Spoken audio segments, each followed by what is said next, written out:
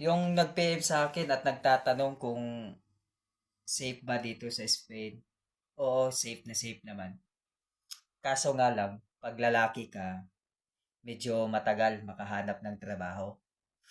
Dahil, yun nga, ang ibang gusto ng mga ah, senyora o senyor dito, yung mga nasa bahay lang talaga, babae.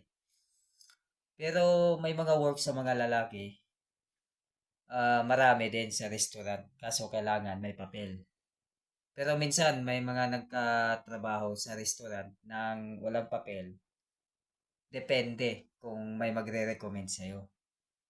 Kung marami kang kakilala, mas maganda. Makakapasok ka kaagad. Daming trabaho. Pero kung pag-uusapan yung legality ng yung ano mo dito, yung sitwasyon sa pagiging illegal mo, safe na safe at okay na okay ang Spain kumpara sa iba.